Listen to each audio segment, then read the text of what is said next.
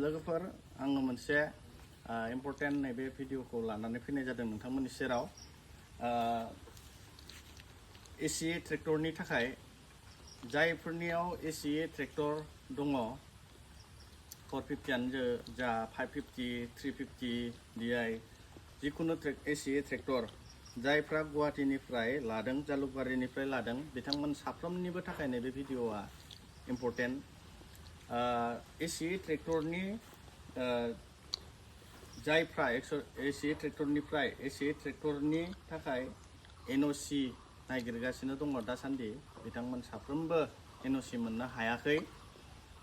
आंबो मोनाखै दा मोनसे प्रब्लेमा बेनो थांनाय मे मासनिफ्राय जोंनियाव जायफोरनियाव एसि ट्रेक्टर दङ बिथांमोन साफ्रोमनियावबो एसि ट्रेक्टरनि MI खौ क्लियार खालामाखै पेन्डिं दङ अभारडिउ दङ होननानै बेबायदिनो नोंना इसिखिनि बेबायदि मेसेज फैबाय थादों दा बै मेसेजखौ लानानैनो आं फंनैसो बाथ्रा बुंनो सानदों आं फोरमायनो सानदों आरो दा आंनियाबो थांनाय माबानिफ्राय एसि ट्रेक्टरनि अभारडिउ दं होननानै फैनाया टटेल मैयासिमाव 5 लाखनि खाथियाव जानानै दङ 5 लाखनि खाथियाव दा नैबे बिसयखौ लानानै आङो आसुरित मोनबाय आंहाथ' MI आ क्लियार जाबाय गासै क्लोजार सार्टिफिकेट माबा माबि मोनजोब्बाय थेवब्लाबो मानो फैखो होननानै आं मैयानि दिनाव गुवाहाटीयाव थांनाय जादों आरो दा आङो नैबे आखायाव लानाय लेखा दङ बे प्रुफ आंनि नैबे जाबाय क्लोजार लन क्ल'ज आंहा बे लन क्ल'ज जानायनि बे मोनसे लाइजाम दङ बेखौ अफिसनिफ्रायनो हरनाय बे आंहा खुनु मते बिसोरनि कम्पानियाव लन गैला होननानै बिसोरनि सिस्टेमाव लन गैला होननानै बे लाइजामखौ हरनाय जादों आरो बे लाइजामा दा ओमफ्राय नैबे मोनसेया जाहैबाय आंनि जेसेबांनाखि आं बेसेबां मायथाइयाव लादोंमोन बेसेबां इयार्सआव लादोंमोन गारिखौ बे लाजेननायनिफ्राय जेसेबां खै लाख आङो MI हरखो खै लाख आङो MI टटेल होनानै होनाय जाखो बे गासैबो रिसिप्टआ नैयाव दंजोबो आरोखि दा थेवब्लाबो बे गासैबो रिसिप्ट थासेयावबो आङो NOC मोनाखैमोन आरो NOC खौ दासिमबो मोनखायाखै जाहोना जाहैबाय आं मैयानि दिनाव थांनानै मिथिबाय दा बिथांमोना सानै मालिक दङ दा सानै मालिकनि गेजेराव सासे मालिकआ जोंनि गासै फैसाखौ लानानै दोनदों आरो बे सासे मालिकआसो हेन्डेल खालामजोबदों आरो सासे मालिकनो होनाय जायाखै आरो दा इक' आरो हिन्दुजा मोननै मालिक सानै मालिकजों इक' फाइनान्स आरो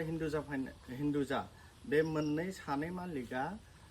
सासेयाल' मोनदों माने ओमफ्राय सासेया मोनाखै हिन्दुजाया मोनाखै इक' फाइनान्सआ मोनदों दा बै मोनैनि खारनाव जोंनियाव बैसोरो जोंखौ प्रेसार होनानै जाय MI कालेक्टर